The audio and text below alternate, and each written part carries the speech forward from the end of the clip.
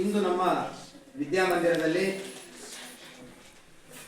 ಗುರು ಪೂರ್ಣಿಮೆಯ ನಿಮಿತ್ತವಾಗಿ ಈ ಒಂದು ಸುಂದರ ಕಾರ್ಯಕ್ರಮವನ್ನು ನಮ್ಮ ಈ ಜ್ಞಾನ ಮಂದಿರದಲ್ಲಿ ಹಮ್ಮಿಕೊಂಡಿದ್ದು, ವಿಶೇಷವಾಗಿ ಈ ಕಾರ್ಯಕ್ರಮ ನಮ್ಮ ಸಂಸ್ಥೆಯ ಮುದ್ದು ಮಕ್ಕಳು ಏರ್ಪಡಿಸಿದ್ದು ತುಂಬಾ ಸಂತೋಷ. ವಿಶೇಷವಾಗಿ ಇವತ್ತಿನ ಈ ಕಾರ್ಯಕ್ರಮ, ಇವತ್ತಿನ ದಿನದ ವಿಶೇಷತೆ ಗೊತ್ತಿತ್ತು, ಬಟ್ ಈ ನಮ್ಮ ಸಂಸ್ಥೆಯಲ್ಲಿ ಈ ರೀತಿ ನಮ್ಮ ಮುದ್ದು ಮಕ್ಕಳು ಈ ಕಾರ್ಯಕ್ರಮ ಏರ್ಪಡಿಸ್ತಾರೆ ಅನ್ನೋದು ನಮಗೆ ಮುಂದಾಲೋಚನೆ ಇರಲಿಲ್ಲ. ಬಟ್ ನಂತರ ಎಲ್ಲ ವಿದ್ಯಾರ್ಥಿಗಳು ಸೇರಿಕೊಂಡು, ಇಲ್ಲ ಸರ್, ಈ ನಮ್ಮ ಶಿಕ್ಷಣ ಮಂದಿರದಲ್ಲಿ ನಾವು ನಮ್ಮ ಸಂಸ್ಥೆಯಲ್ಲಿರ್ತಕ್ಕಂಥ ಎಲ್ಲ ಗುರುಗಳಿಗೆ ಏನಪ್ಪ ಅಂತಂದ್ರೆ ಈ ಗುರು ಪೂರ್ಣಿಮೆ ನಿಮಿತ್ತವಾಗಿ ಈ ಕಾರ್ಯಕ್ರಮ ಏನಪ್ಪ ಅಂತಂದ್ರೆ ಹಮ್ಮಿಕೊಂಡಿದ್ದೇವೆ ಸರ್, ಅದಕ್ಕೆ ನೀವೆಲ್ಲ ಬರಬೇಕು ಅಂತ ಹೇಳಿ. ಅದಕ್ಕೆ ಇಂಥ ಒಂದು ಸುಂದರ ಕಾರ್ಯಕ್ರಮದ ಒಂದು ಅಧ್ಯಕ್ಷ ಸ್ಥಾನವನ್ನು ವಹಿಸಿಕೊಂಡಿರ್ತಕ್ಕಂಥ ನಮ್ಮ ಸಂಸ್ಥೆಯ ಮುಖ್ಯ ಗುರುಗಳೇ, ಜೊತೆಗೆ ನಮ್ಮ ಸಂಸ್ಥೆಯಲ್ಲಿ ಶಾಂತಮೂರ್ತಿಗಳಾಗಿರ್ತಕ್ಕಂಥ ಇಂಗ್ಲಿಷ್ ಪಂಡಿತರಾಗಿರ್ತಕ್ಕಂಥ ಶ್ರೀ ವಿಶ್ವನಾಥ್ ಸರ್ ಅವರೇ, ಜೊತೆಗೆ ಒಳ್ಳೆಯ ರೀತಿ ಹಾಡವನ್ನು ಹಾಡ್ತಕ್ಕಂಥ ನಮ್ಮ ಸಂಸ್ಥೆಯ ಕನ್ನಡ ಪಂಡಿತರಾಗಿರ್ತಕ್ಕಂಥ ಶ್ರೀಮತಿ ಆಶಾ ಮೇಡಮ್ ಅವರೇ, ಜೊತೆಗೆ ಎಲ್ಲ ಶಿಕ್ಷಕರ ಅಚ್ಚುಮೆಚ್ಚಿನ ಒಂದು ಕ್ಲರ್ಕ್ ಸರ್ ಆಗಿರ್ತಕ್ಕಂಥ ಮತ್ತು ವಿದ್ಯಾರ್ಥಿಗಳ ಅಚ್ಚುಮೆಚ್ಚಿನ ಒಂದು ಕ್ಲರ್ಕ್ ಸರ್ ಆಗಿರ್ತಕ್ಕಂಥ ಜಗದಾಪ್ ಸರ್ ಅವರೇ, ಜೊತೆಗೆ ಇನ್ನೊಬ್ಬರು ಶಾಂತ ಮೂರ್ತಿಗಳಾಗಿರ್ತಕ್ಕಂಥ ಶ್ರೀಮತಿ ಸಾವಿತ್ರಿ ಮೇಡಮ್ ಅವರೇ, ಜೊತೆಗೆ ನನ್ನೆಲ್ಲ ಮುದ್ದು ಮಕ್ಕಳಿಗೆ ಈ ಗುರುಪೂರ್ಣಿಮೆಯ ದಿನದ ಶುಭಾಶಯಗಳನ್ನು ತಿಳಿಸುತ್ತಾ, ವಿಶೇಷವಾಗಿ ಈಗಾಗಲೇ ನಮ್ಮ ಸಂಸ್ಥೆಯಲ್ಲಿ ಹಲವಾರು ವಿದ್ಯಾರ್ಥಿಗಳು ಗುರು ಪೂರ್ಣಿಮೆಯ ಒಂದು ಮಹತ್ವ ತುಂಬ ಸ್ಪಷ್ಟವಾಗಿ ವಿವರಣೆ ಮಾಡಿದರು. ಗುರು ಎಂದರೇನು, ಶಿಕ್ಷಕ ಎಂದರೇನು, ಬಹಳ ಅತ್ಯುತ್ತಮವಾಗಿ ತಮ್ಮ ಒಂದು ಅನಿಸಿಕೆಗಳನ್ನು ವ್ಯಕ್ತಪಡಿಸಿದರು. ಅದು ನೋಡಿ ಬಹಳ ತುಂಬ ಸಂತೋಷವಾಯಿತು.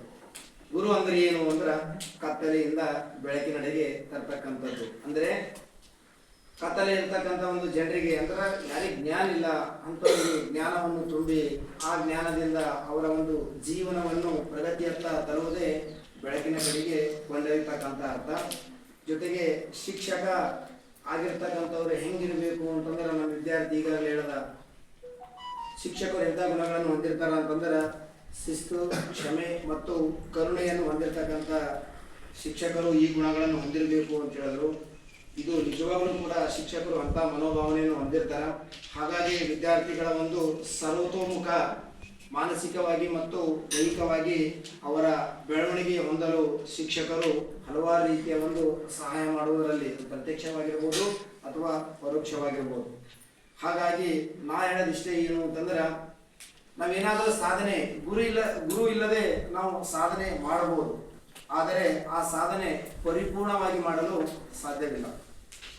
ಹಾಗಾದರೆ ಗುರು ಇದ್ದರೆ ಮಾತ್ರ ಆ ಸಾಧನೆಯನ್ನು 100ಕ್ಕೆ 100ರಷ್ಟು ಪರಿಪೂರ್ಣವಾಗಿ ಆ ಸಾಧನೆ ಮಾಡಲು ಸಾಧ್ಯವಾಗುತ್ತದೆ. ಜೊತೆಗೆ ವಿಶೇಷವಾಗಿ ಒಂದು ಸಂದರ್ಭದಲ್ಲಿ ಒಂದು ಸುಂದರವಾಗಿರ್ತಕ್ಕಂಥ ಹೂ ಇತ್ತು. ಆ ಸುಂದರವಾಗಿರ್ತಕ್ಕಂಥ ಹೂವು ಶಾಲಾ ಏನಪ್ಪಾ ಅಂತಂದ್ರ ಮೈದಾನದಲ್ಲಿ, ಕೈ ತೋಟದಲ್ಲಿ ಒಂದು ಸುಂದರವಾಗಿರ್ತಕ್ಕಂಥ ಹೂ ಅರಳಿತ್ತು. ಆ ಹೂವಿಗೆ ಏನಪ್ಪಾ ಅಂತಂದ್ರ ಒಬ್ಬ ವಿದ್ಯಾರ್ಥಿ ಕೇಳದಂತ, ಏನಂತ ಕೇಳದ ಅಂತಂದ್ರ, ನೀನು ಸುಂದರವಾಗಿರ್ತಕ್ಕಂಥ ಹೂವಾಗಿ ಹರಡಿದ್ದಿ, ನೀನು ಯಾರ ಕೊರಳಲ್ಲಿ ಹೋಲಿಕ್ಕೆ ನೀ ಇಷ್ಟಪಡ್ತಿ ಅಂತೇಳಿ ಆ ಹುಡುಗಿ ಏನಪ್ಪಾ ಅಂತಂದ್ರ ಆ ಹೂವಿಗೆ ಕೇಳದಂತ. ಆ ಹೂವ ಏನಪ್ಪಾ ಅಂತಂದ್ರ ಸೊಗಸಾಗಿ ಹೇಳ್ದಂತ, ನಾನು ಏನಪ್ಪಾ ಅಂತಂದ್ರ 3 ಜನರ ಕೊರಳಲ್ಲಿ ಹೋಲಕ್ ನಾ ಬಹಳ ಇಷ್ಟಪಡ್ತೀನಿ. ಫಸ್ಟ್ ನಾ ಯಾರ ಕೊರಳಿಗೆ ಹೋಲಕ್ ಇಷ್ಟಪಡ್ತೀನಿ ಅಂತಂದ್ರ ಗುರುಗಳ ಕೊರಳಿಗೆ ಹೂವಿನ ಮಾಲೆಯಾಗಿ ಗುರುಗಳ ಕೊರಳಿಗೆ ನಾ ಹೋಲಕ್ ಮೊದಲು ಇಷ್ಟಪಡ್ತೀನಿ ಅಂತ ಹೇಳ್ತಾರೆ. ಅದಕ್ಕ ಆ ವಿದ್ಯಾರ್ಥಿ ಕೇಳದಂತ ಹೂಕ, ಯಾಕ ಗುರುಗಳ ಕೊರಳಿಗೆ ಯಾಕೆ ಹೂ ಮಾಲೆಯಾಗಿ ಹೋಲಿಕ್ಕೆ ಇಷ್ಟಪಡ್ತಿ, ಅಥವಾ ಗುರುಗಳ ಒಂದು ಪಾದದಲ್ಲಿ ಹೋಲಿಕ್ಕೆ ಯಾಕೆ ಇಷ್ಟಪಡ್ತಿ ಅಂದಾಗ ಆ ಹೂವ ಹೇಳ್ತಂತ ಏನು ಅಂತಂದ್ರ, ಈ ಒಂದು ಸಮಾಜದಲ್ಲಿ ಒಬ್ಬ ವ್ಯಕ್ತಿ ಸಮಾಜದ ಉತ್ತಮ ನಾಗರಿಕನಾಗಿ ಬದುಕಬೇಕಾದರೆ ಅವನಿಗೆ ಸುಜ್ಞಾನದ ಗುಣಗಳು, ನೈತಿಕ ಮೌಲ್ಯಗಳು, ಸಾಮಾಜಿಕ ನಿಯಮಗಳು ಇವೆಲ್ಲ ಪರಿಪೂರ್ಣವಾಗಿ ಕಲಿಸೋರೆ ಯಾರು ಅಂದ್ರ ಗುರುಗಳು. ಇಂಥ ಗುರುಗಳು ಇದ್ದಿಲ್ಲ ಅಂತಂದ್ರೆ ಈ ಒಳ್ಳೆ ಸುಂದರವಾಗಿರ್ತಕ್ಕಂಥ ಸಮಾಜ ನಿರ್ಮಾಣ ಮಾಡಲು ಸಾಧ್ಯವಿಲ್ಲ. ಹಾಗಾಗಿ ನನ್ನ ಖಾಯಸ್ ಏನದ ಅಂತಂದ್ರೆ ಗುರುಗಳ ಪಾದದ ಅಡಿಯಲ್ಲಿ ಹೋಗಿ ನಾ ಇರ್ಲಿಕ್ಕೆ ಇಷ್ಟಪಡ್ತೀನಿ ಅಂತ ಹೇಳಿ, ಇದು ಗುರುಗಳಿಲ್ಲದೆ ಒಂದು ಉತ್ತಮ ಸಮಾಜ ನಿರ್ಮಾಣ ಮಾಡಲು ಸಾಧ್ಯವಿಲ್ಲ ಅಂತೇಳಿ ಆ ಹೂವು ಸ್ಪಷ್ಟವಾಗಿ ಹೇಳುತ್ತೆ. ಆ ವಿದ್ಯಾರ್ಥಿ ಮತ್ತೊಂದು ಕುತೂಹಲ ಹೆಚ್ಚಿಗಾಯ್ತು. ಹಾಗಾದ್ರೆ ಆ ವಿದ್ಯಾರ್ಥಿ ಕೇಳಿದ, ಒಂದು ವೇಳೆ ಗುರುಗಳು ಸಿಕ್ಕಿಲ್ಲ, ಎರಡನೇದು ಯಾರಿಗೆ ಆಯ್ಕೆ ಮಾಡ್ಕೋತಿ ಅಂದಾಗ ಅದು ಹೇಳತ್ತಂತ, ಏನು ನಾನು ರೈತನ ಒಂದು ಕೊರಳಿಗೆ ಮಾಲೆಯಾಗಿ ಹೋಗ್ಲಿಕ್ಕೆ ಇಷ್ಟಪಡ್ತೀನಿ ಅಂತ ಹೇಳ್ತಂತ. ಹಾಗಾದ್ರೆ ಆ ವಿದ್ಯಾರ್ಥಿ ಕೇಳದಂತ, ಅಂಥದ್ದು ಏನದ? ಹಾಗಾದ್ರೆ ಗುರುಗಳು ಸಮಾಜದಲ್ಲಿ ಬದುಕಲು ಒಳ್ಳೆ ಮಾರ್ಗ, ಜ್ಞಾನ ಕೊಟ್ಟು ಒಳ್ಳೆ ಮಾರ್ಗ ತೋರಿಸಿದರೆ, ರೈತನು ಸಮಾಜದಲ್ಲಿರ್ತಕ್ಕಂಥ ಎಲ್ಲಾ ಜೀವಿಗಳು ಬದುಕಲು ಬೇಕಾದ ಆಹಾರವನ್ನು ಉತ್ಪಾದನೆ ಮಾಡ್ತಕ್ಕಂಥ ರೈತ ಮಾಡ್ತಾನ. ಹಾಗಾಗಿ ಏನಪ್ಪಾ ಅಂತಂದ್ರೆ ನಾ ರೈತನ ಕೊರಳಿಗೆ. ಅವಾಗ ವಿದ್ಯಾರ್ಥಿ ಕುತೂಹಲ ಹೆಚ್ಚಿಗಾಗಿ ಇನ್ನೊಂದು ಮಾತು ಕೇಳ್ತಾನೆ ನಾನು. ಕೊನೆಯದಾಗಿ ಕೇಳ್ತೀನಿ, ಅವ್ರಿಬ್ರು ಸಿಕ್ಕಿಲ್ಲ ಅಂದ್ರ ನೀ ಯಾರ ಕೊರಳಿ ಮಾಲೆಯಾಗಿ ಹೋಗ್ಲಿಕ್ಕೆ ಇಷ್ಟಪಡ್ತಿ ಅಂತ ಕೇಳಿದಾಗ ಒಬ್ಬ ಹೇಳ್ತಂತ, ನಮ್ಮ ದೇಶವನ್ನು ಕಾಯ್ತಕ್ಕಂಥ ಸೈನಿಕರ ಕೊರಳಿಗೆ ಏನಪ್ಪಾ ಅಂದ್ರೆ ಸೈನಿಕ ಬಲ್ಲಿ ನೋಡ್ರಿ, ಇಡೀ ಸಮಾಜವನ್ನು ಒಳ್ಳೆ ಮಾರ್ಗದಲ್ಲಿ ನಡೆಸಕೊಂತ ಹೋಗ್ಲಿಕ್ಕೆ ಬೇಕಾದ ಗುಣಗಳು ಶಿಕ್ಷಕರು ಕಲಿಸ್ತಾರ. ಆ ಸಮಾಜದಲ್ಲಿ ಜನ ಬದುಕಲಿಕ್ಕೆ ಆಹಾರವನ್ನು ರೈತ ಕೊಡ್ತಾನ. ಆ ಸಮಾಜದಲ್ಲಿ ಇರ್ತಕ್ಕಂಥ ಎಲ್ಲಾ ಜನರನ್ನು ರಕ್ಷಣೆ ಮಾಡ್ತಕ್ಕಂಥ ಕೆಲಸ ಯಾರು ಮಾಡ್ತಾರಂದ್ರ ಸೈನಿಕ. ಹಾಗಾಗಿ ಅವರ ಒಂದು ಹೊರಗಿನ ಮಾಲೆ ಹೋಗ್ಲಿಕ್ಕೆ ಇಷ್ಟಪಡ್ತೀನಿ ಅಂತೇಳಿ ಆ ಹೂವು ಹೇಳ್ತಾನೆ. ನೋಡಿ ಎಷ್ಟು ಆ ಹೂವು, ಒಂದು ಹೂವು ಎಷ್ಟು ಸಮಾಜದಲ್ಲಿ ಮೂರು ವ್ಯಕ್ತಿಗಳ ಬಗ್ಗೆ ಪ್ರಾಮುಖ್ಯತೆಯನ್ನು ತಿಳ್ಕೊಂಡಿದ್ದು ಆ ವಿದ್ಯಾರ್ಥಿ ಇಷ್ಟ ಆಯ್ತು ಅಂತ. ವಿದ್ಯಾರ್ಥಿ ನಂತರ ನಾನು ಕೂಡ ಜೀವ ಹೊಂದಿರತಕ್ಕಂಥ ಒಬ್ಬ ಮನುಷ್ಯ, ನಾನು ಕೂಡ ಸಮಾಜದಲ್ಲಿ ಏನಪ್ಪಾ ಅಂತಂದ್ರೆ ಒಳ್ಳೆ ಪರಿಪೂರ್ಣ ವ್ಯಕ್ತಿಯಾಗಿ ಬೆಳಿಬೇಕಾಗಿತ್ತು ಅಂದ್ರೆ ಒಳ್ಳೆ ಗುರುಗಳನ್ನು ಆಯ್ಕೆ ಮಾಡ್ಕೊಳ್ಬೇಕು ಅಂತೇಳಿ ಆ ವಿದ್ಯಾರ್ಥಿಗಳು ಅನಿಸ್ತದೆ. ನಿಮ್ಗೆಲ್ಲ ಗೊತ್ತಿರಬೇಕು ವಿದ್ಯಾರ್ಥಿಗಳೇ, ನಾನು ಕೂಡ ನಿಮ್ಮ ಥರನೇ ಹಲವಾರು ನನ್ನ ಜೀವನದಲ್ಲಿ ಹಲವಾರು ಏನಪ್ಪಾ ಅಂತಂದ್ರೆ ಗುರುಗಳನ್ನು ಕೂಡ ನಾನು ನೋಡಿದ್ದೀನಿ. ನಾನು ಪ್ರಾಥಮಿಕ ಹಂತದಲ್ಲಿದ್ದಾಗ ಚಂದ್ರಪ್ರಸಾದ್ ಸರ್ ಆಗಿರ್ಬೋದು, ಬಸವರಾಜ್ ಸರ್ ಆಗಿರ್ಬೋದು, ಆನಂತರ PU ಕಾಲೇಜ್ ಬಂದಾಗ ಆನಂತರ ಭಾಗೀರಥಿ ಮೇಡಮ್ ಆಗಿರ್ಬೋದು, ಆನಂತರ ಪಾಟೀಲ್ ಸರ್ ಆಗಿರ್ಬೋದು, ಡಿಗ್ರಿ ಬಂದಾಗ ಲಕ್ಷ್ಮಣ ಚಲವಾದಿ ಸರ್ ಆಗಿರ್ಬೋದು, ಶೈಲಜಾ ಮೇಡಮ್ ಅವರು ಆಗಿರ್ಬೋದು, ಇವರೆಲ್ಲ ನಮ್ಮ ಜೀವನದ ಮೇಲೆ ಅತ್ಯಂತ ಪ್ರಭಾವ ಬೀರಿರ್ತಕ್ಕಂಥ ಶಿಕ್ಷಕರು. ನಿಜವಾಗ್ಲೂ ನಾವು ಕೂಡ ನಮ್ಮ ಸಂಪೂರ್ಣ ಶಿಕ್ಷಣ ಸರ್ಕಾರಿ ಶಾಲೆಯಲ್ಲೇ ಪಡೆದಿದ್ದು. ಅವರ ಒಂದು ಒಳ್ಳೆ ಮಾರ್ಗದರ್ಶನ, ಒಳ್ಳೆ ಒಂದು ಕಲಿಕೆಯಿಂದ ಇಂದೇನಪ್ಪ ಅಂದ್ರೆ ನಾವು ಈ ಒಂದು ಹುದ್ದೆಯಲ್ಲಿ, ಈ ಒಂದು ಸ್ಥಾನದಲ್ಲಿ ನಿಲ್ಲಲು ಸಾಧ್ಯವಾಯಿತು. ಒಂದು ಸಣ್ಣದು ಕಥೆ ನೆನಪಾಗ್ತದೆ ನಾನು. ಶಿಕ್ಷಕರು ಎಷ್ಟು ಕರುಣಾಮಯಿಗಳಾಗಿರ್ತಾರ, ಅವ್ರಿಗೆ ಎಷ್ಟು ಕಷ್ಟ ಇದ್ರು ಕೂಡ ಯಾವ ರೀತಿ ಹೆಲ್ಪ್ ಮಾಡ್ತಾರ ಅಂತೇಳಿ ಒಂದು ಸಣ್ಣ ಘಟನೆ ನೆನಪಾಗ್ತದೆ. ಒಬ್ಬ ವಿದ್ಯಾರ್ಥಿ ಇದ್ದ, 10ನೇ ತರಗತಿಗೆ ಬರುವ ಸಂದರ್ಭದಲ್ಲಿ ಅವರ ತಂದೆ ವಿಪರೀತ ಕುಡಿದು ಸತ್ತೋಗ್ಬಿಡ್ತಾನೆ, ತೀರೋಗ್ಬಿಡ್ತಾನೆ. ತಾಯಿ ಏನಪ್ಪಾ ಅಂತಂದ್ರ 4-5 ಜನ ಮಕ್ಕಳು ಇರ್ತಾವ. ತಾಯಿ ಏನಪ್ಪಾ ಅಂದ್ರ ದುಡಿದು ಬಂದ ಆದಾಯದಲ್ಲಿ 4 ಜನ ಮಕ್ಕಳು ಹೊಟ್ಟೆ ತುಂಬಿಸೋದು ದೊಡ್ಡ ಕಷ್ಟ ಇರ್ತಾವ. ಅವಾಗ 10ನೇ ತರಗತಿಗೆ ಎಕ್ಸಾಮ್ ಫೀಸ್ ಕಟ್ಟದಿರ್ತಾವ. ವಿದ್ಯಾರ್ಥಿ ಶಾಲೆಗೆ ಬರ್ತಾನ. ಆನಂತರ ವರ್ಗ ಶಿಕ್ಷಕರು ಹೇಳ್ತಾರೆ ಎಲ್ಲರೂ ಕೂಡ ಎಕ್ಸಾಮ್ ಫೀಸ್ ಕಟ್ರಿ ಅಂತ ಹೇಳ್ತಾರೆ, ಎಲ್ಲರೂ ಕಟ್ತಾರೆ. ಆ ವಿದ್ಯಾರ್ಥಿ ಏನಪ್ಪಾ ಅಂದ್ರೆ ಎಕ್ಸಾಮ್ ಫೀಸ್ ಕಟ್ಟಬೇಕು ಅಂದ್ರೆ ಅವನ ಹತ್ರ ಹಣ ಇಲ್ಲ. ತಾಯಿಗಳು ಹೋಗ್ತಾನ, ಜಗಳ ತೆಗಿತಾನ, ಏನೇನೋ ಮಾಡ್ತಾನ, ಬಡತನ ವಿಪರೀತ ಬಡತನ ಇರ್ತದೆ. ಅವ್ರಿಗೆ 10 ರೂಪಾಯಿನೂ ಕೂಡ ಬಹಳ ಕಷ್ಟ ಇರ್ತದೆ. ಅವ್ರ ತಾಯಿ ಏನ್ ಮಾಡ್ತಾರ ಅಂತಂದ್ರೆ ನನ್ನ ಕೈಲಿ ಫೀಸ್ ಕಟ್ಟಕ್ ಆಗಲ್ಲಪ್ಪ ಅಂತ ಹೇಳ್ಬಿಡ್ತಾರ. ಅವಾಗ ಶಾಲೆಗೆ ಬರ್ತಾನ, ಶಿಕ್ಷಕರು ಪುನಃ ಫೀಸ್ ಕೇಳ್ತಾರ. ಅವಾಗ ಶಿಕ್ಷಕ ಕಟ್ಟಲೇಬೇಕಂದಾಗ ಮುಖ್ಯ ಗುರುಗಳ ಹತ್ರ ಹೋಗ್ತಾರ. ಮುಖ್ಯ ಗುರುಗಳನ್ನು ಕೂಡ ಫೀಸ್ ಕಟ್ಟಬೇಕು ಅಂತೇಳಿ ಹೇಳ್ಬಿಡ್ತಾರ. ಅವಾಗ ಅಳ್ಕೋತ ಹೊರಗೋಗ್ಬಿಡ್ತಾನ. ಹೋಗಿ ಒಂದು ಗಿಡ ಕೆಳಗ ಕೂತು ಬಿಡ್ತಾನೆ, ಶಾಲೆ ಕಂಪೌಂಡ್ ಹೊರಗೆ. ಅವಾಗ ಶಾಲೆ 4:30 ಗಂಟೆ ಆಗಿರ್ತೋ, ಲಾಸ್ಟ್ ಡೇಟ್ ಅವತ್ತೇ ಇರ್ತದೆ, ಫೀಸ್ ಕಟ್ಟೋದು ಅವತ್ತೇ ಇರ್ತದೆ. 4:30 ಗಂಟೆ ಸಮಯ ಆಯಿತು, ಗಂಟೆ ಹೊಡಿತು, ಎಲ್ಲ ಹುಡುಗರು ತಮ್ಮ ಮನೆಗೆ ಹೋಗಿದ್ರು. ಮುಖ್ಯ ಗುರುಗಳು ಕೂಡ ಏನು ಮಾಡಿದ್ರು ಅಂತಂದ್ರೆ ಶಾಲೆಯೆಲ್ಲ ಕಂಪ್ಲೀಟ್ ಮುಚ್ಚಿ ಬಂದ್ ಮಾಡಿ ಗಾಳಿ ಹಾಕೊಂಡು ಅವ್ರು ಹೋಗುವ ಸಂದರ್ಭದಾಗ ಕಂಪೌಂಡ್ ಹತ್ತಿರ ಒಂದು ದೊಡ್ಡದು ಬೈನ್ ಗಿಡ ಇರುತ್ತೆ. ಆ ಬೈನ್ ಗಿಡದ ಕಡ್ಡಿ ಮರಿ ಕೂತ ಹುಡುಗ ಬಿಟ್ಟು ಹೇಳ್ತಿರ್ತಾವ.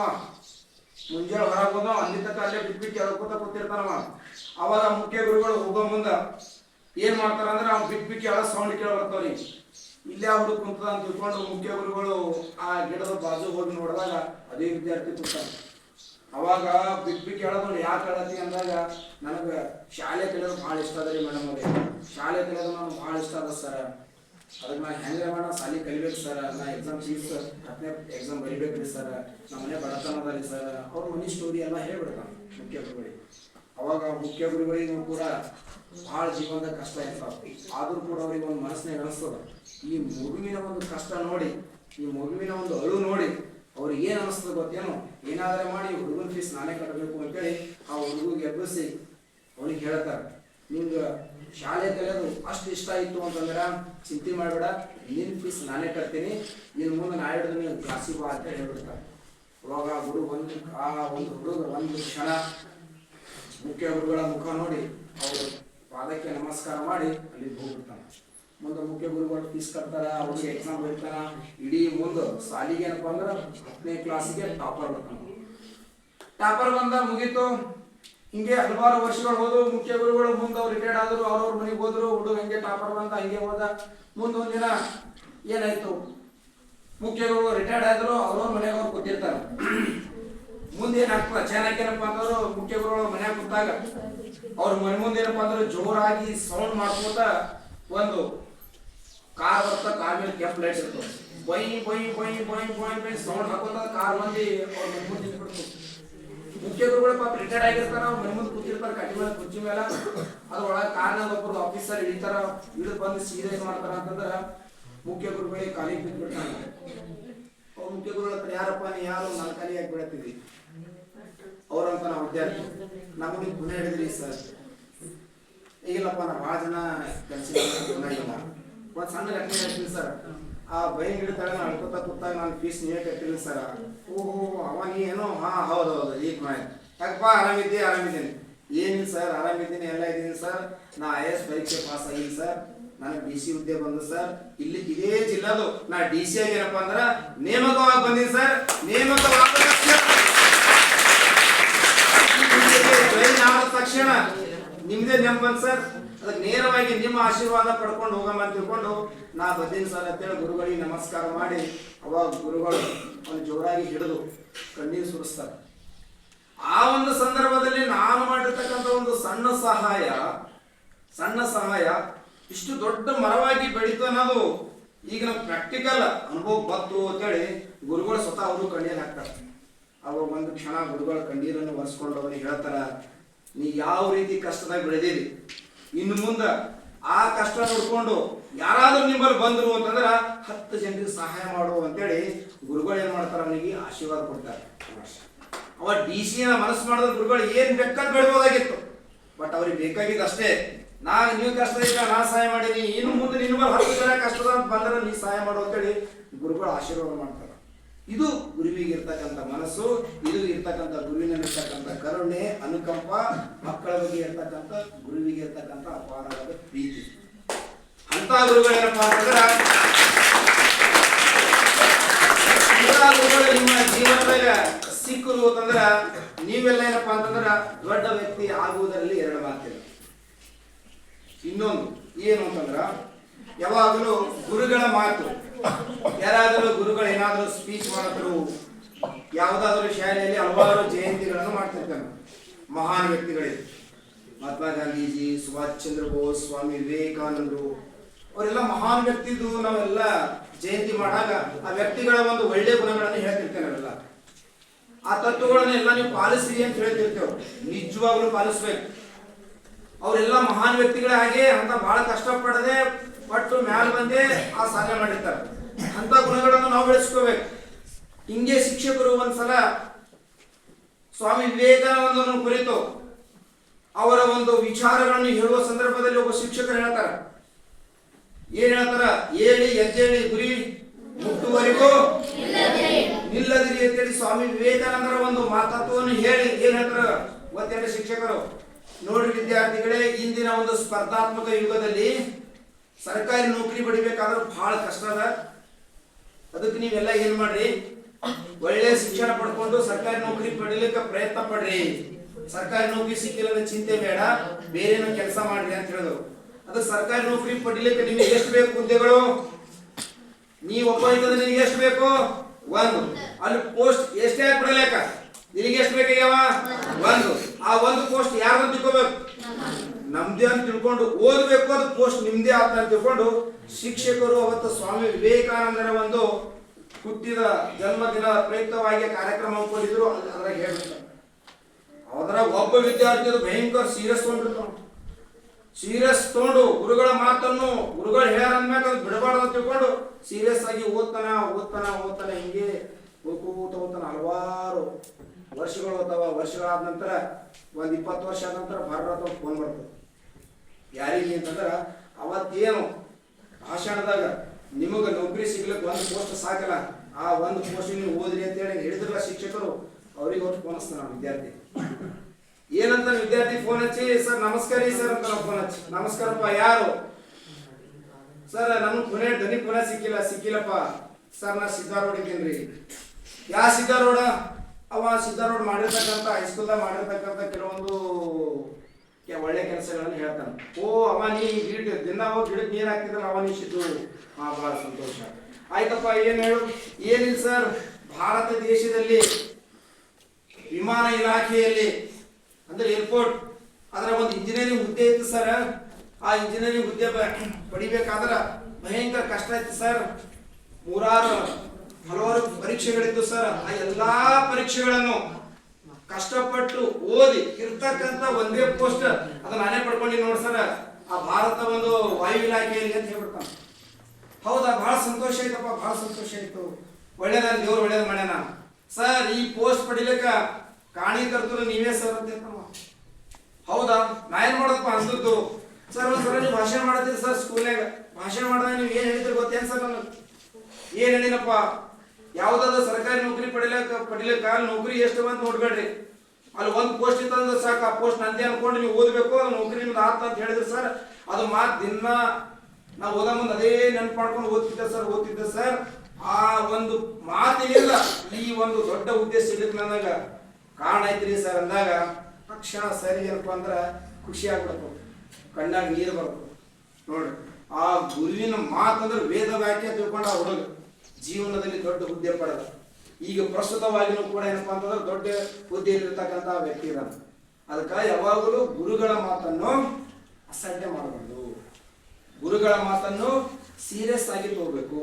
ಯಾಕ ಗುರುಗಳು ಸಂಪೂರ್ಣವಾಗಿ ನಿಮ್ಮ ಜೀವನವನ್ನು ಉತ್ತಮ ಪಡಿಸುವ ಉದ್ದೇಶದಿಂದಲೇ ಗುರುಗಳು ಏನ್ ಮಾಡ್ತಿರ್ತಾರೆ, ನಿಮ್ಗ ಶಿಕ್ಷಣವನ್ನು ಕೊಡ್ತಿರ್ತಾರೆ.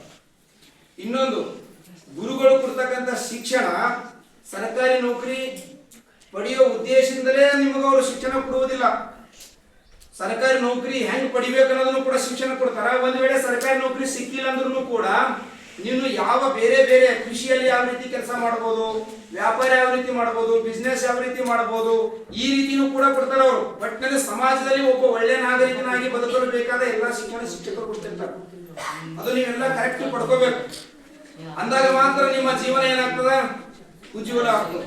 ಅದಕ್ಕೆ ಏನಪ್ಪಾ ಅಂದ್ರೆ ನಿಮ್ಗೊಂದು ಸಣ್ಣದ ಇನ್ನೊಂದು ಏನು ಅಂದ್ರೆ ಮನಿ ಬಾಜು ಒಬ್ಬರು ನಾಗನಾಥ್ ಸರ್ ಅಂತ ಖಾನಾಪುರದ ನಾಗನಾಥ್ ಸರ್ ಅಂತ ಅವರು 10 ವರ್ಷ ಶಿಕ್ಷಕರಾಗಿ ಸೇವೆ ಸಲ್ಲಿಸಿದ್ರು. ಅವ್ರಿಗೆ ಆರ್ಥಿಕ ಪರಿಸ್ಥಿತಿ ಅನುಕೂಲ ಇತ್ತು. ಮುಂದೆ ಅವ್ರು ಏನ್ ಮಾಡಿದ್ರು, ಸರ್ಕಾರಿ ನೌಕರಿ ಸಿಗಲ್ಬಿಟ್ಟು ಬಿಟ್ಬಿಟ್ರು. ಅವ್ರು ಪ್ರೈವೇಟ್ ಸ್ಕೂಲ್ನಾಗ ಕೆಲಸ ಮಾಡೋದು. ನಾವು ಮುಂಜಾನೆ ವಾಕಿಂಗ್ ಮಾಡೋ ಮುಂದೆ ಒಂದು ಮಾತು ಹೇಳ್ತಿರ್ತಾರೆ ಸರ್, ನಾ ಶಿಕ್ಷಕ ಹುದ್ದೆ ಸರ್ 10 ವರ್ಷ ಮಾಡೀನಿ, 10 ವರ್ಷ ಮಾಡೀನಿ, ಬಹಳ ಸಂತೃಪ್ತಿ ಇದೆ ನೋಡ್ರಿ ಸರ್ ಅಂತ ವಾಕಿಂಗ್ ಮಾಡೋ ಮುಂದೆ. ಯಾಕೆ ಸರ್ ಅಂತ ನಾ ಕೇಳ್ತೀನಿ ಅವ್ರಿಗೆ. ಸರ್ ಅವಾಗ ನಾನು ಪಗಾರ ಇರೋದೇ ಸರ್ 1000 ರೂಪಾಯಿ ಇತ್ತು ಸರ್. 1000 ರೂಪಾಯಿ ಪಗಾರದಾಗ ಏನಿಲ್ಲ ಅಂದ್ರೆ ಸರ್ 100-200 ಹುಡುಗರಿಗೆ ಹೆಲ್ಪ್ ಮಾಡಿ ನೋಡಿ ಸರ್. ನಾನು ಎಷ್ಟೋ ಹುಡುಗರು ಸರ್ ಕಲಿಯೋದು ಮನಸ್ಥಿತಿ ಇರ್ತಿತ್ತು, ಫೀಸ್ ಕಟ್ಲಿಕ್ಕೆ ರೂಪಾಯಿ ಇರ್ತಿದ್ದೀನಿ ಸರ್. ಅವಾಗ ನನ್ನ ಪಗಾರ 1000 ರೂಪಾಯಿ ಬರ್ತಂದ್ರೆ 100-200 ರೂಪಾಯಿನ ಆ ಹುಡುಗರು ಫೀಸ್ ಕಟ್ಲಿಕ್ಕೆ ಖರ್ಚು ಮಾಡ್ತಿದ್ದ ನೋಡ್ರಿ ಸರ್ ಅಂತೇಳಿ ಅವರು ವಾಕಿಂಗ್ ಹೋಗೋ ಮುಂದೆ ಆ ಏಕ ಸಂದರ್ಭಗಳು ಬಂದು ಅಂದ್ರೆ ಆ ಮಾತು ಹೇಳ್ತಿರ್ತಾರೆ. ನಾನು ಒಂದ್ಸಲ ಇದು ಖರೇನದ ಸುಳ್ಳದ ತಿಳ್ಕೊಂಡು ನೋಡಮೆ ಅಂತ ತಿಳ್ಕೊಂಡು ಒಂದ್ಸಲ ಅವ್ರ ಮನೆಗೆ 3-4 ಹುಡುಗರು ಬಂದಿದ್ರು. ಆ ಹುಡುಗರು ಏನ್ ಬಂದ್ರು, ಒಂದು ಕಾರ್ ತಗೊಂಡು ಅವ್ರ ಮನೆಗೆ ಬಂದಿದ್ರು. ಬಂದವ್ರೆಲ್ಲ ನಮಸ್ಕಾರ ಮಾಡಿದ್ರು. ನನ್ನ ಮನೆ ಬಾಜುನೇ ಅದ, ನಮಸ್ಕಾರ ಮಾಡಿದ್ರು, ಎಲ್ಲ ಮಾಡಿದ್ರು, ಚಾ ನಾಷ್ಟ ಮಾಡಿದ್ರು. ಅಲ್ಲೇ ನಾನು ಬಾಜು ನಿಂತೆ ಸರ್ ಸರ್ ಅಂತ ಮಾಡಿದ್ರು. ನಾನು ಸರ್ ಬರ್ರಿ ಇವರೆಲ್ಲ ನಮ್ಮ ವಿದ್ಯಾರ್ಥಿಗಳು ನೋಡ್ರಿ ಸರ್. ಹೌದು, ನಾನು ಏನೇನು ಮಾಡತ್ತೀರಪ್ಪ ಅಂದ್ರೆ ಎಲ್ಲರೂ ಹೇಳಿದ್ರು ಸರ್, ನಾ ಇಂಜಿನಿಯರ್ ಆಗಿನ್ರಿ ಸರ್, ನಾ ಡಾಕ್ಟರ್ MBBS ಮುಗಿಸಿನ ಸರ್, ಹಂಗೆ ಹಿಂಗೆ ಅಂತ ಹೇಳಿದ್ರು. ಭಾಳ ಸಂತೋಷ ಆಯಿತು. ಅದು ಈಗ ಯಾಕೆ ಬಂದಿರಪ್ಪ ಸರ್, ಇವ್ರು ನಮ್ಮ ಗುರುಗಳಿರಿ ಸರ್, ನಮ್ಮ ಗುರುಗಳಿರಿ ಸರ್, ನಮ್ಮ ಕಷ್ಟದಾಗಿದ್ದಾಗೆಲ್ಲ ನಮ್ಮ ಫೀಸ್ ಎಲ್ಲ ಇವರೇ ಕಟ್ಟ್ಯಾರ ಸರ್, ಅದಕ್ಕೆ ನಾವು ಎಲ್ಲರೂ ಗುಲ್ಬರ್ಗ ಬಂದಿದ್ದೇವೆ ಸರ್, ಅದಕ್ಕೆ ಇವ್ರು ನೆನಪತ್ತು, ಅದಕ್ಕೆ ಇವ್ರಿಗೆ ದರ್ಶನ ಅಂದರೆ ಇವ್ರಿಗೆ ನಮಸ್ಕಾರ ಮಾಡಿ ಹೋಗೋಣ ಅಂತೇಳಿ ಸರ್ ಮನೆಗೆ ಬಂದಿದ್ದೇವೆ ಅಂತೇಳಿ ಅಂದರು.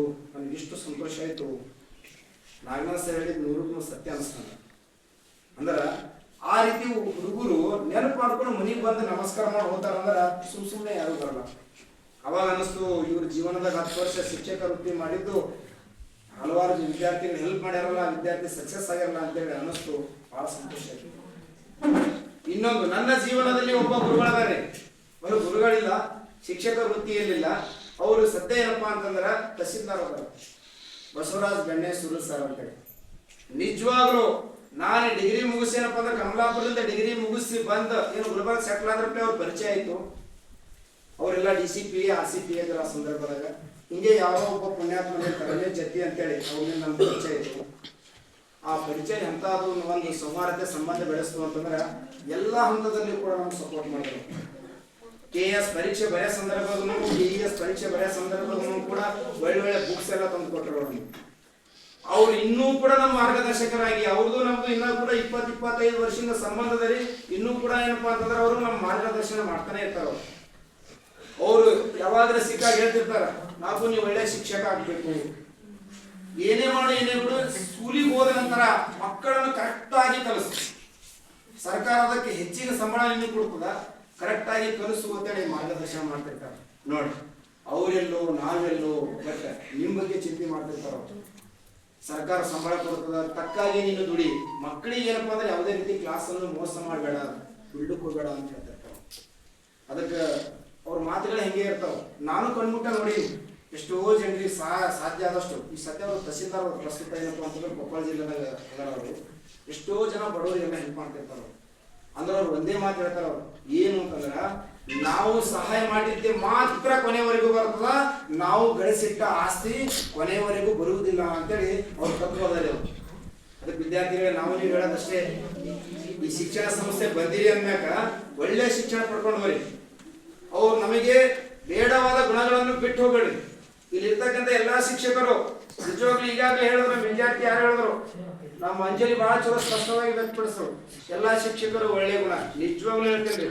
ಎಲ್ಲರೂ ಏನಪ್ಪಾ ಅಂತಂದ್ರೆ ಒಂದು ರೀತಿ ಏನಪ್ಪಾ ಅಂತಂದ್ರೆ ಅಪಾರ ಜ್ಞಾನ ತುಂಬಿರ್ತಕ್ಕಂಥ ಶಿಕ್ಷಕರಲ್ಲ. ನಾವು ಎಷ್ಟೋ ಜನ ಶಿಕ್ಷಕರು ನಾವೇ ಕಾಂಪಿಟೇಷನ್ ಮಾಡ್ತಿರ್ತೇವೆ. ನಾ ತೋತೀನಿ ಸರ್ ಯಾರಾದ್ರೂ ಲೀವ್ ಹಾಕಿದ್ರೆ ಖುಷಿ ಆಗ್ತಾನೆ, ಇವತ್ತು ಇವ್ರು ಬರಲ್ಲ, ಹೆಚ್ಚಿನ ಕ್ಲಾಸ್ ತಗೋಬೋದು ಅಂತೇಳಿ. ನಮ್ಮ ಉದ್ದೇಶ ಒಂದೇ ಇರ್ತದೆ, ಮಕ್ಕಳೇ ನಿಮ್ಗೆ ಹೆಚ್ಚಿಗೆ ಜ್ಞಾನ ಕೊಡಬೇಕು, ಕಲಿಸ್ಬೇಕು ಅನ್ನೋದು ಉದ್ದೇಶ. ನಮ್ಮ ಶಿಕ್ಷಣ ಸಂಸ್ಥೆ ಹಂಗೆ ಅದ ರೀ. ಎಲ್ಲಕ್ಕಿಂತ ಮೇನ್ ಈ ಶಿಕ್ಷಣ ಸಂಸ್ಥೆ ನಡ್ಸ್ಕೊಂಡು ಹೋಗ್ತಕ್ಕಂಥ ಬಾಸ್ ನಮ್ಮ ಸಂಸ್ಥೆಯ ಮುಖ್ಯ ಗುರುಗಳು. ನಮ್ ಎಲ್ಲರಿಗಿಂತ ಅತಿ ಬುದ್ಧಿವಂತರದಾರ. ಮಕ್ಕಳನ್ನು ಕೂಡ ಅತಿಯಾಗಿ ಪ್ರೀತಿ ಮಾಡ್ತಾರ, ಶಿಕ್ಷಕರನ್ನು ಕೂಡ ಏನಪ್ಪಾ ಅಂದ್ರೆ ಸಹೋದರ ಸಂಬಂಧದಿಂದ ಇಟ್ಕೊಂಡು ಎಲ್ಲರಿಗೂ ಎಲ್ಲಾ ರೀತಿಯ ಸೌಲಭ್ಯಗಳನ್ನು ಕೊಡ್ತಕ್ಕಂಥ ಗುಣ ನಮ್ಮ ಮುಖ್ಯ ಗುರುಗಳಿದ್ದಾರೆ. ನಿಜವಾಗ್ಲೂ ಇದೇನೋ ನಾನು ಭಾಷಣದಂತ ಹೇಳ್ತಿಲ್ಲ. ಈಗೇನಪ್ಪಾ ಅಂದ್ರೆ ನಾವು ಮೇಡಮ್ ಅವ್ರ ಕೈದಾಗ 2.5-3 ವರ್ಷ ಕೆಲಸ ಮಾಡ್ತಿದ್ದೋ, ಎಂದೂ ಕೂಡ ನಮಗೆ ಏನಪ್ಪಾ ಅಂದ್ರೆ ಯಾವುದೇ ರೀತಿ ಏನಪ್ಪಾ ಅಂತಂದ್ರೆ ನಮ್ಮ ಸಿಬ್ಬಂದಿ ವರ್ಗದವ್ರು ಕೂಡ ಹಂಗೆ. ಅದಕ್ಕೆ ನಮ್ಮ ಮುಖ್ಯ ಗುರುಗಳು ಚಲೋ ಅಂತೇಳಿ ನಾವು ಚಲೋ ಇದ್ದೇವೆ ಅಂತೇಳಿ ನಿಮ್ಮ ರಿಸಲ್ಟ್ ಕೂಡ ಒಟ್ಟಾರೆ ನಮ್ಮ ಸಂಸ್ಥೆ ಹೆಂಗದ ಅಂತಂದ್ರ ಒಂದು ಕುಟುಂಬ ಇದ್ದಂಗ. ಅದಕ್ಕೆ ಆ ಕುಟುಂಬದ ಎಲ್ಲಾ ಮಕ್ಕಳು ಏನಾಗ್ಬೇಕು, ಸಕ್ಸಸ್ ಆಗಬೇಕು. ಅದೇ ನಮ್ಮ ಉದ್ದೇಶ. ಓಕೆ ವಿದ್ಯಾರ್ಥಿಗಳೇ, ಈ ಗುರು ಪೂರ್ಣಿಮೆ ನಿಮಿತ್ತವಾಗಿ ಈ ಒಂದು ಸುಂದರ ಸಮಾರಂಭವನ್ನು ಏರ್ಪಡಿಸಿ ನನಗೆ ಮಾತನಾಡಲು ಅವಕಾಶ ಕೊಟ್ಟಿರ್ತಕ್ಕಂಥ ಈ ಒಂದು ಸಂಸ್ಥೆಗೂ ಮತ್ತು ವೇದಿಕೆಗೂ ಹೃದಯಪೂರ್ವಕವಾಗಿರ್ತಕ್ಕಂಥ ಧನ್ಯವಾದಗಳು.